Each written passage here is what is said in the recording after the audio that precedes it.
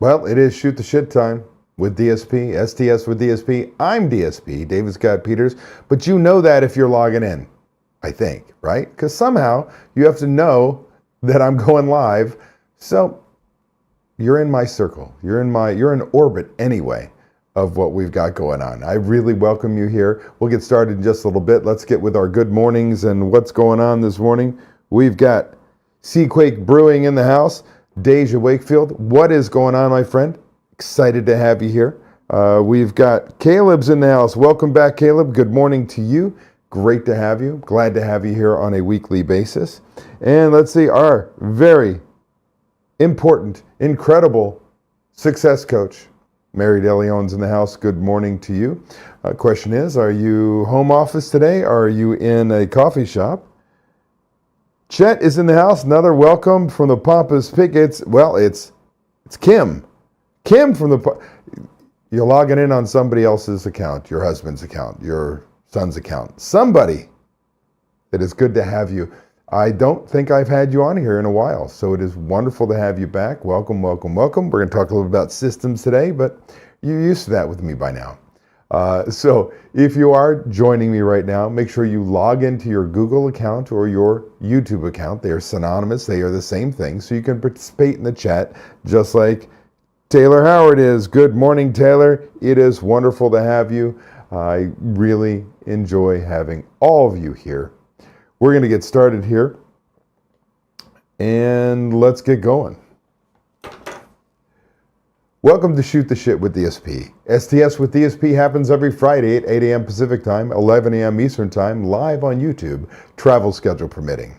We're going to invest about 30 minutes out of your day to get pumped about the upcoming week and get excited about crushing your goals and finding the motivation to be the best you possible. Plus, I'll answer your burning questions. I'm Dave Scott Peters, creator of the Restaurant Prosperity Formula and your coach. And as a reminder, if you're joining me late, make sure you've logged into your Google account, your YouTube account. They are the same thing, so you can participate in the chat. And at the end, when I'm done with my portion, I answer your questions live. Here we go. Restaurant Pro, let me tell you something that's going to sting just a little bit. Your restaurant doesn't fall apart when you're there. It falls apart when you're not. That's not a staff problem. That's not because of the lazy Gen Z workers. That's because you've built your restaurant on your own back instead of on systems. And until you change that, you'll be chained to that place. Take Jessie. Tiny cafe, new baby, exhausted, turnover through the roof. She thought lazy staff were her problem. Nope. Once she put in digital checklists and tracked her numbers, revenue shot up 60%, and her staff grew from 2 to 11. Same people, different systems. The problem wasn't people, it was lack of systems. Let's start with you. When I'm working with restaurant pros, one of the first things we do, is a leadership analysis. Why? Because your blind spots set the ceiling for your restaurant. If you're obsessed with numbers but can't delegate, you strangle growth. If you're charismatic but allergic to accountability, you end up with chaos covered with charm. If you're the firefighter who runs in every time something goes wrong, congratulations. You just trained your team to wait for you instead of solving problems themselves. The truth? You can't fix your restaurant until you know where you are the problem. Avery thought being Superman, working late nights, delivering pizzas, solving every crisis was noble. But it created dependency. His team never had to think. Once he recognized his blind spot and delegated, he built a management team and got off the schedule. Today, managers run his restaurants while Avery works on the business, not in it. Let's talk about how systems actually show up in your restaurant. There are 3 core tools most restaurant pros either underuse or misunderstand: checklists, pre-shift meetings, and manager logs. Each play a different role, but together they drive consistency. Number 1 are checklists. That's the true operating system of your restaurant. A checklist is It's black and white. It tells your team exactly what to do, when to do it, and how to do it. Line checks before every shift, opening, closing duties, cleaning schedules. You get the picture. Checklists remove memory from the process. They don't rely on somebody's experience, mood, or best guess. They create consistency. Number 2 is pre-shift meetings. That's training in real time, every single day. This isn't a checklist. It's communication. It's how you set the tone for the day. You talk through specials, menu changes, service priorities, even celebrate wins. 10, 15 minutes that frame the shift so your team is aligned before the first guest walks in. Number 3, manager logs, your communication bridge. Logs connect one shift to the next. Instead of information living in one person's head, it's written down, accessible, and creates accountability. That way, every manager doesn't have to reinvent the wheel and repeat the same conversation. Checklists built the structure. Pre-shift meetings and manager logs breathe life into that structure. Without reinforcement and communication, even the best checklists become just another piece of paper. Gloria told me flat out, we have SOPs, nobody follows them.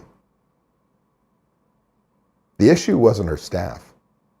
It was her lack of reinforcement. Once she built pre-shift into her daily rhythm and insisted on using manager log, the checklist stopped being ignored.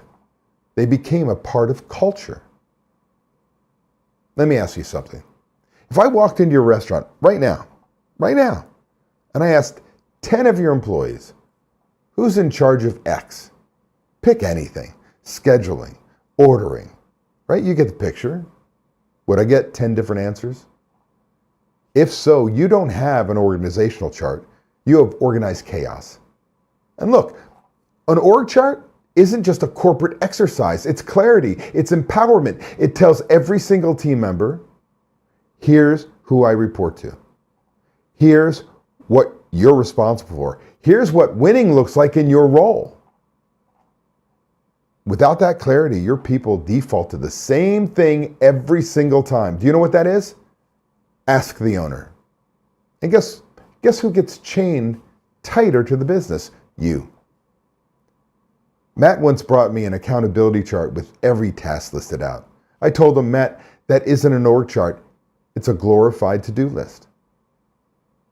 When he simplified it into clear roles and responsibilities, his GM felt empowered to own operations. That freed Matt up to focus on growth instead of babysitting day to day. And let's get real. If you don't measure, you don't manage. Budgets and variance reports aren't about creating more paperwork. They're about control. When you build a budget, you set the rules for the game. Variance reports tell you if you're winning or losing. Without them, you're just reacting to whatever shows up in your bank account, or worse, waiting for your accountant to tell you 6 weeks later you lost money. You can't improve what you don't measure. And if you don't measure, you're driving your restaurant blind. Steve used to run his place with generic industries targets, 34% food cost, 32% labor cost. Because that's what he's always heard. Once he built a budget and chased the 55% prime cost target, he realized those old numbers were garbage. He engineered his menu, raised prices, and connected systems directly to profitability. When he did this, his team saw how the numbers worked hand in hand with the systems. Here's the kicker, Restaurant Pro. The issue in your restaurant, high turnover, missteps, inconsistent food, lousy service, aren't really people problems. They are system problems. Don't have training systems? You'll churn through staff. Don't have accountability systems? You'll babysit grown adults. Don't have financial systems? You'll never see the real profit you deserve. The same problems showing up year after year are screaming at you, build systems or nothing changes. Brianna and Jonathan came into one of my seminars blaming labor and food costs. I looked at their numbers and told them, you don't have a business, you have a hobby. Tough to hear, but it flipped a switch. They rebuilt a carry-out pizza place into an upscale wood-fired dining, adding systems for training, ordering, budgeting. And now they run 3 thriving, profitable businesses. So let me leave you with this. You don't have a problem with people. You have a systems problem. The minute you stop trying to do everything yourself and start building systems, your restaurant shifts from being your job to being a real business. That's how you create freedom. That's how you create profitability. That's how you stop being chained to the damn place. So right on, Restaurant Pro. It's time to stop being the bottleneck and start being the leader your restaurant needs. And I can tell you, when you are ready for that, when you are ready for that change, to implement the systems, to become the leader your restaurant needs, to see the freedom and the financial freedom you deserve, scan that QR code.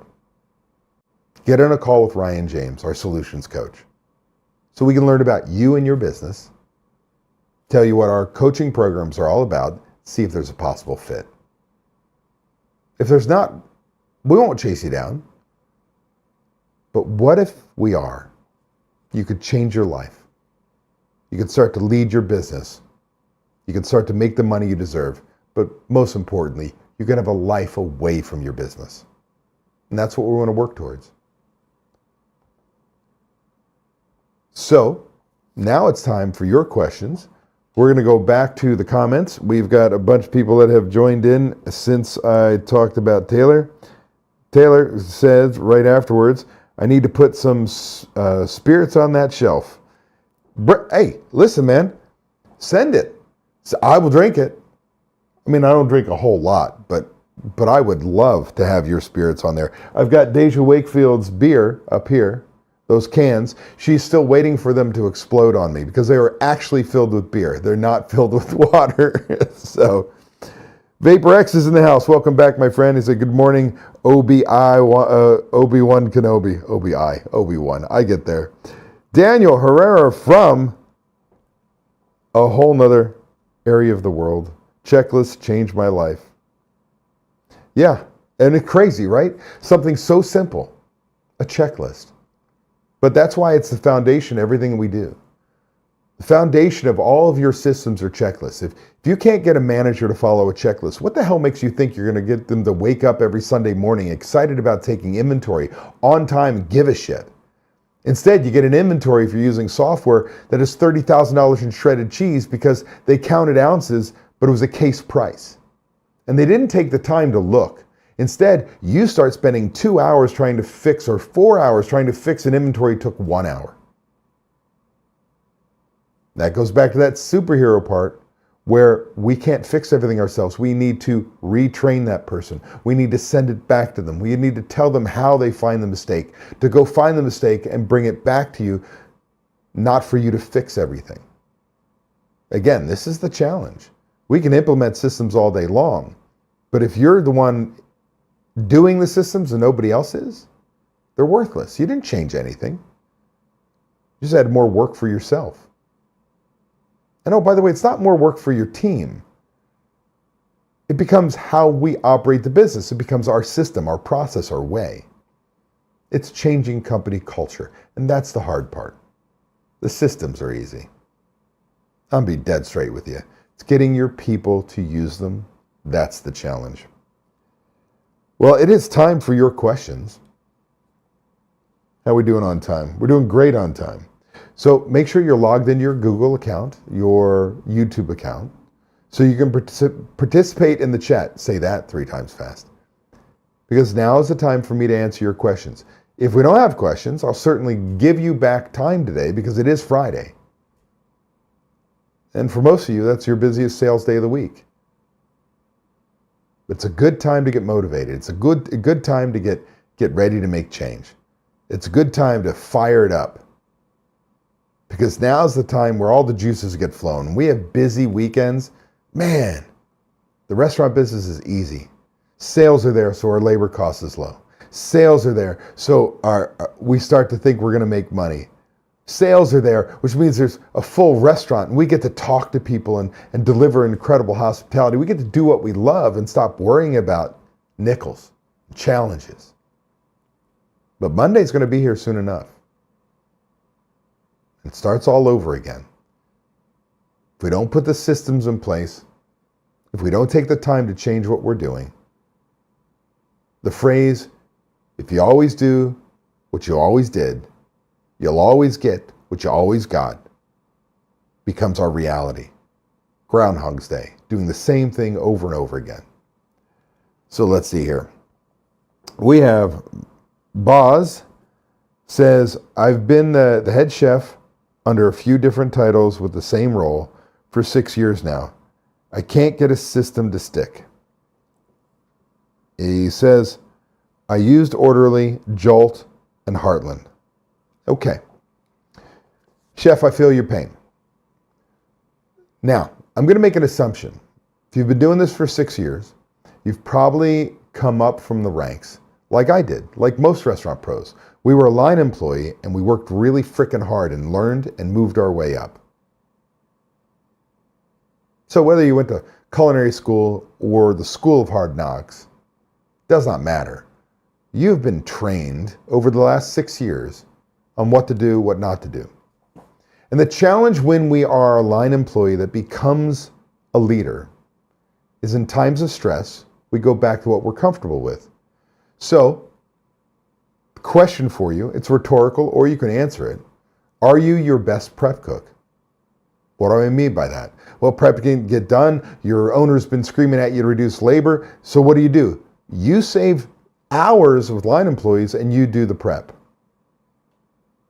The restaurant's about to burn down, something gets to be done, you go do it.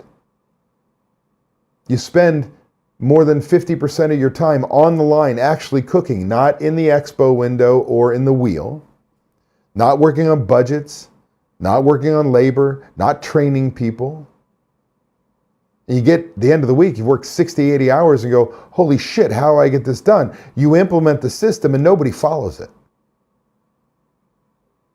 Well, part of that is two things. One is the possibility of lack of consistent supervision. Did you create lead employees, sous chefs, don't give a shit what we call people, lead employees that every shift has a leader on it. If you're not there, there's somebody else ensuring the systems are being followed. That we're holding the lead accountable, not the line employees. Whose fault is it that the grill cook didn't do their side work? It's not the grill cook's fault. It's the manager's fault. The person who is there to ensure the process is working allowed it not to happen. So guess what? If your supervisors see that the grill wasn't cleaned properly and they let the grill cook go, they need to do the side work because it's their ass. We need to create a culture of closed to open that each manager leaves their department, the restaurant, 100% ready for the next shift to walk in. So we're not going, who the shit closed last night? Who ran the AM shift? Holy shit, this wasn't done, and this wasn't done, this wasn't done. Creating chaos and distrust in management. Now that's the beginning. Then we set in checklists. So chef, we got to put in checklists. If you can't get your managers to follow the checklist, if you can't get your managers to ensure the line employees, your cooks are following checklists, what makes you think they're going to use a waste sheet, a key item tracker, order on budget, follow schedule? They're not. So it starts with leadership on every position or every shift, and then we put in the systems and we hold the leader of that shift accountable for everything that goes on. It's their job. If it doesn't get done, if they let people go, it's their ass. So they need to get it done. And when they start doing their line employees' jobs, they're not going to let people go home early. Let me see that checklist. Oh, you didn't do this. You didn't do this. You didn't do this. Do that. See, by holding the leaders accountable, not the line employees, that's how we get change. Which leads me to the final piece. You have to be willing to hold people accountable. Let's give them warnings. It's writing them up. It is firing them. In the meantime, each one of these steps, it is your job to retrain them on that system they weren't using. And that's the hard part about this business. It's not the system. So, chef, you can do this. It's not going to be easy. At some point in time, you may have to change some people who work for you. And that makes us sad. But we're going to give everybody the opportunity, the encouragement, the training, the support to get there. It's their choice. But if people don't want to play by your rules, they don't want to learn from you, they aren't willing to move the company forward the way your owner sees it, I'd rather be short-staffed than have the wrong people on my team. That's the truth. Hopefully that helps, my friend. Let's see here. And Chef says, good morning. Good morning to you as well. Also says, I recently rehired a previous Sue as a lunch lead, his idea, and I assumed PM lead myself. He and I are working towards what you just explained. Okay, I need a PM lead. And let me be very clear. Your Sue is your right-hand person. They need to learn the systems. They need to support you in every way. Then there needs to be at least one or two other supervisors. Forget about another sous chef. Don't need another sous chef. I need a supervisor. I also need my sous chef to work not just AM, but AM and PM. How do they know what goes on in the evening? How do they understand what it's like to take over a shift that's not ready from the AM? They understand the PM. Also, I don't want you relegated to just evenings. In the restaurant business, that's hell sometimes. I want you to work AMs, PMs, mids. In fact, in the beginning, I want you on my busiest shifts. I need my chef on my Friday, Saturday nights. But do I need you on a Tuesday? Wednesday? Thursday? I need you Monday morning in the restaurant because either Sunday night you did inventory or Monday morning you did inventory, you put it in the system, did your numbers. You placed your order on Tuesday. Like, I've got admin things. I want you off the line and managing at least 51% of your day. Now, my Sue's on the line, managing on the line. My leads are on the line. They're supervising while on the line, but you are the leader of that department. And the fact that you're a chef, I need my highest paid professional to be doing the things that lead the company forward. Hopefully that helps, my friend. Let's see here. The chef says, that was a huge help, David. Thanks. You are welcome. I'm glad to have you here. This is why I do this, right? Is I want the interaction. I want to help you guys. Not everybody becomes a member. But every Friday I don't travel. Here I am to answer your questions, give you the coaching and help you need. Caleb says, good morning, Caleb. Caleb says, how do you balance high starting costs with a budget for labor? I have a budget set for my hourly and weekly labor costs, but the starting rate for hiring where I am makes the goal very hard to hit. All right, Caleb, you can't just focus on labor. Where did that labor budget come from? It better come from a 12-month or 13-period budget. Because until you have a budget for the whole restaurant for the whole year, your labor cost target has been wrong at least half the year. What do I mean? If I'm a seasonal place and sales are really high, my labor cost by percentage is really low. At some point in time, I've reached maximum efficiencies. I can't fit another cook on the line, can't fit another server. My salaried managers become a smaller portion. Even though I have more money for more labor, I have no place to put it. So my labor cost drops like a rock. When I'm out of season, I want to keep people employed. I've got salaried people like Pac-Man chewing up all my money. I need a higher labor cost. So I might be trying, based on our budget, based on prime costs, we'll talk about in a second. Let's say I'm trying to shoot for a 25% labor cost. 30%, 34%, don't give a shit. Let's call it 30%. 30% for the year. I'm going to have months where I'm 45%. I'm going to have months where I'm 16, 19%. But when I look at my whole year, I'll end on budget. But that 30%, that 25, the 35, doesn't matter where the number comes from. That comes from prime cost. My controllables, what's in control of management, how I hire, fire, train, utilize my people, purchase product, utilize that product. So let's say you're in California, you run a McDonald's. Why do I say that? Los Angeles specifically. It's a $22 minimum wage starting, period. How do we survive that? Hell, do you remember when we used to be, oh my God, $15 minimum wage, what happens? Most places don't have it, but man, if I could hire a cook for less than $15 anymore, you got to be kidding me.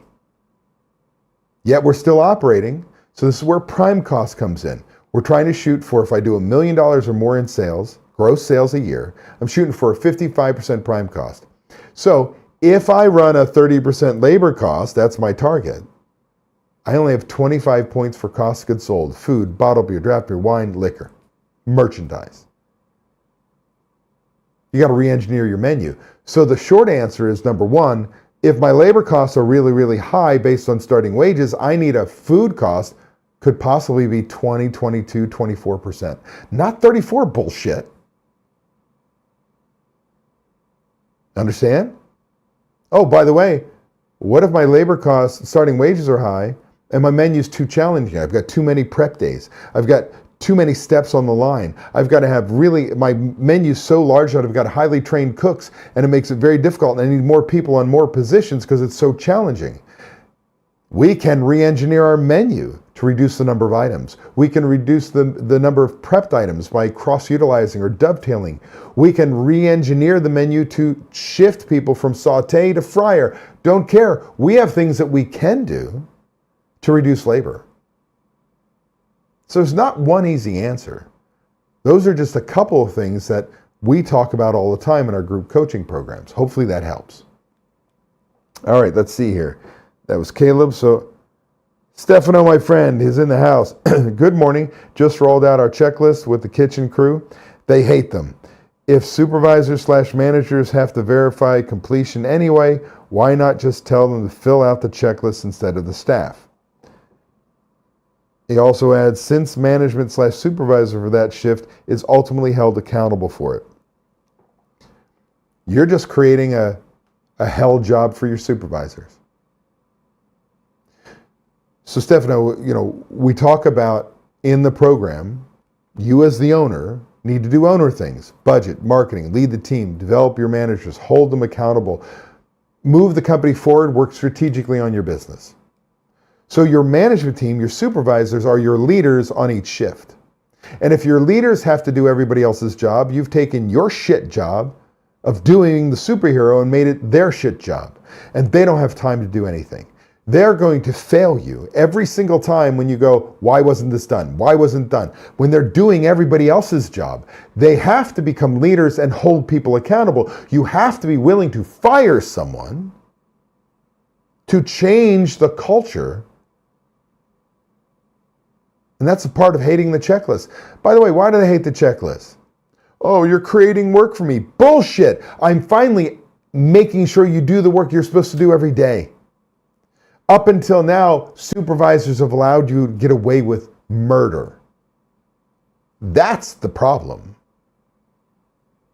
So guess what? You're going to have some people leave. They're going to get written up, fired, quit.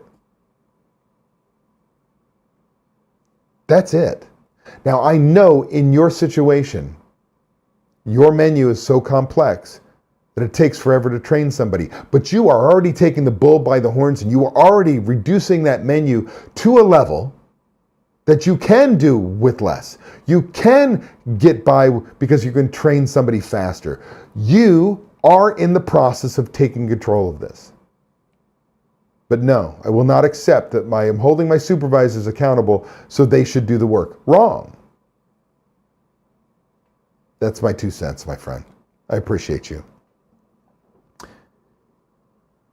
Caleb says, thank you. We'll definitely try some of your suggestions. Fantastic. Thanks, my friend. Iban, welcome back, my friend. I'm looking for growth. I'm looking to find people to run the restaurant for me, but I also want to be the visionary. I want to know what steps, what strategy, 2, 3, 4, 5, to have a strategy to 3, 4, 5 locations without me being there. Iban. It's putting systems in place. It's having managers. I'm going to tell you right now, in my coaching program, like if you want to learn about it, scan that frickin' QR code, get on Ryan James' calendar. Costs you nothing. And if you say you're not interested, we're not going to follow up with you. You just be on my email list till you die unless you opt out. Because I can't make you want to make change. You want change right now. Right now you're screaming saying that today's topic, I want systems in place. I want managers in place. I want freedom for my business so I can grow my business. That's what my members work towards all the time. And I'm going to be straight with you. It's going to take you 6 months to a year just to implement the core systems to put you in a position to have managers in place, make more money, and start to have freedom from your business. So where do you start? You start with one, having an implementer, somebody who gets shit done, that's going to help you implement the systems because you're not the right person. You're the visionary. You're right. You're not the person. Like if I got you to use a DSR tracker on a daily basis, you'd grab a pencil and want to poke yourself in the eyeball every day because that's not exciting. That's not new. You want to develop the next new menu. You want to develop the marketing plan. You want to open the next location. You need people on your team who will learn the systems with you. You learn them too. Who will implement them, train the other managers with you, help hold them accountable. Then, and be very clear, until we train our management team on our system, our process, our way, it's going to take time. Then you can't have what you want because your general manager is the person who sets the tone for the whole business for you. They're your right-hand person. They're your culture creator. They're the person who executes what you want done. They're on board. They communicate. They train. They hold people accountable. Until you have that person, if it relies on you, you can't open a second, third, fourth, fifth location. Comes back to systems. If you want to learn how to put those systems in place, get on Ryan's calendar. Man, that's what we do. I've been doing this since 2003.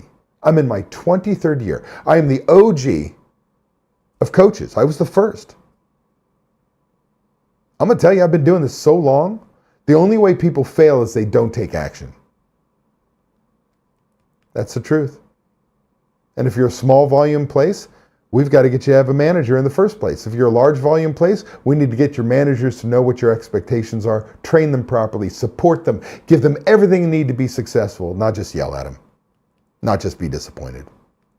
That's how. It's not an easy answer, dude. It's real work. Assuming Iban is a men's name. Sorry. Can't assume that all the time.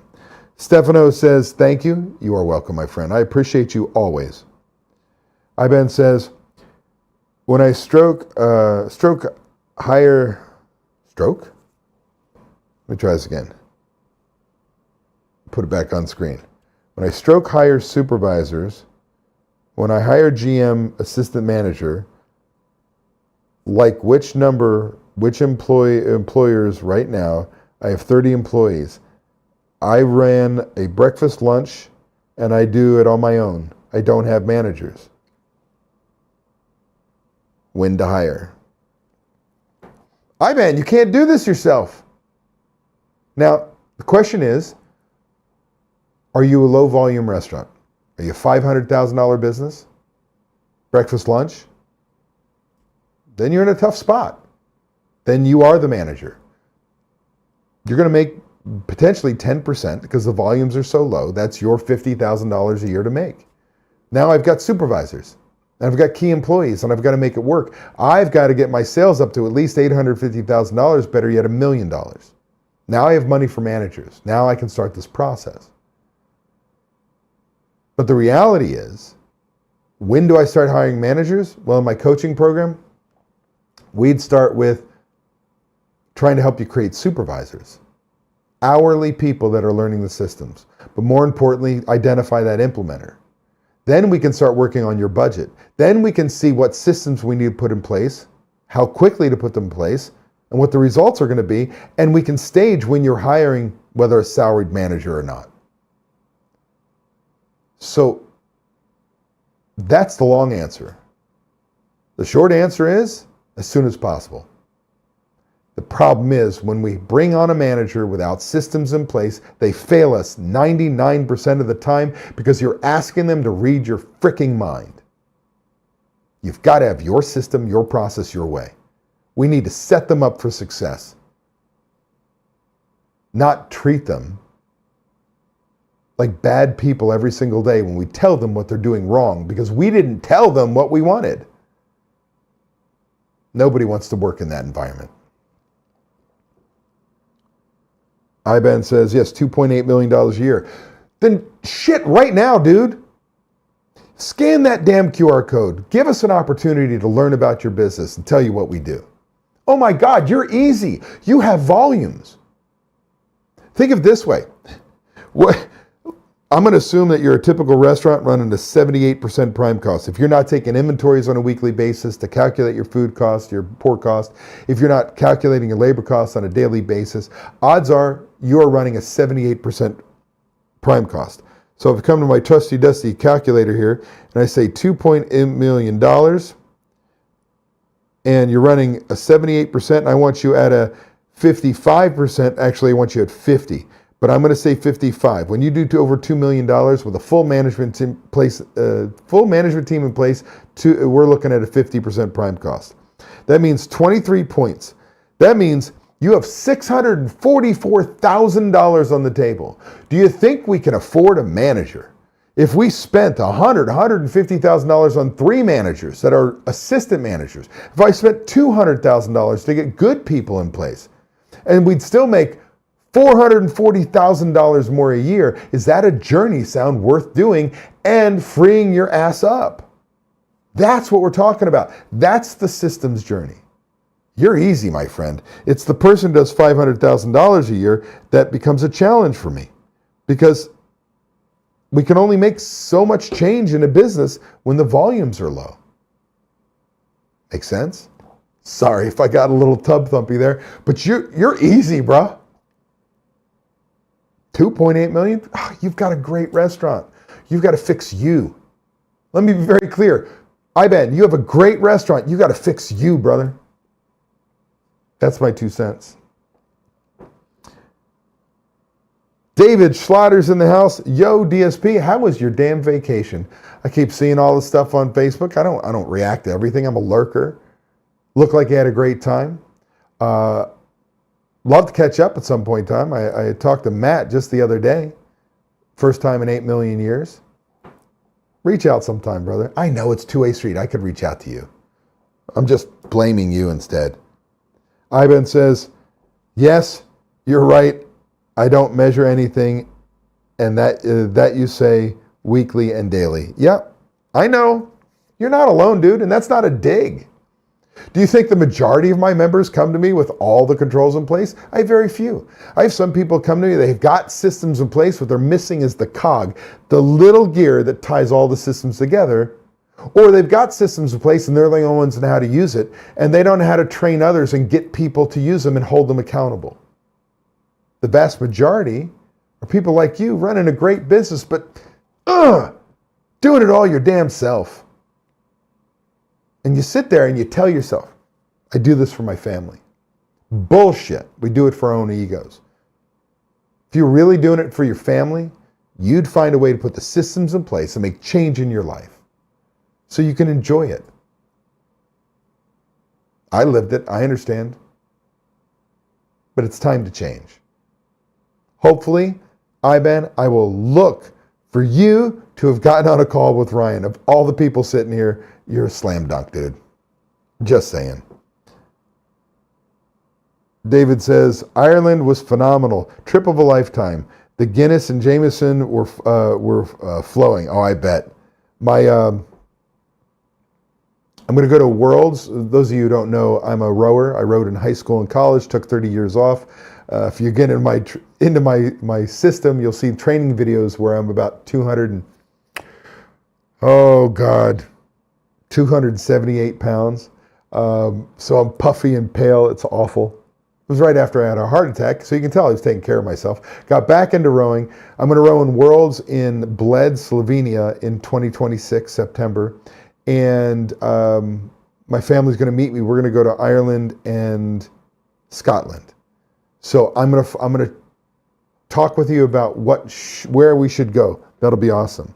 Daniel says, word. I'm assuming that's back when I was telling Iban the changes he needs to make and what an opportunity he has. And Iban says, thank you. I'll reach out to you guys. Fantastic. Again, what if we're not the right people? It's okay. There are other coaches out there. I like to think I'm the best. I like to think I can help everybody. But you know what? I'm not the right cup of tea for everyone. Because as Daniel and Stefano will tell you, this is who I am. Deja will tell you, this is it. What you see on these lives, that's who I am. On a group coaching call, on a one-on-one call, love me, hate me, this is it. I ain't changing. I'm 59 years old. I don't give a shit if you like me. I do. I want you to like me. I want to make sure if we work together, we're going to like each other. But if you don't like me, don't work with me, because I don't want to work with you. That easy. It's the joys of getting old. David says, awesome. You'll love it. Hit me up. It will happen. It will happen. How are we doing on time? We have gone over. We've gone over. I really appreciate each and every one of you attending my live. I appreciate and hope that what I bring to the table helps you on a daily basis. Let's make sure I'm here. I think next week there is no Shoot the Shit. I want to verify. Next Friday.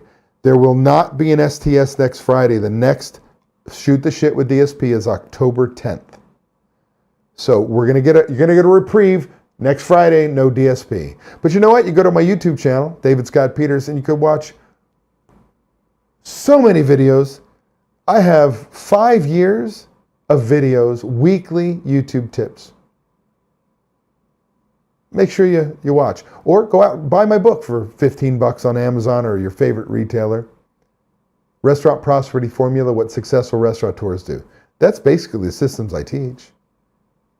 Or hunt me down on your favorite podcasting service or on my YouTube channel for the Restaurant Prosperity Formula podcast. There's lots of ways that you can continue to learn. Or go to my site, davidscottpeters.com. Look at my blog. Or go to my site, davidscottpeters.com, and sign up for our next 2-day seminar live in Las Vegas, I think December 4th and 5th. It'll change your life. Everyone, I appreciate you. I hope you have a fantastic weekend. Go out there, kick some ass. Peace.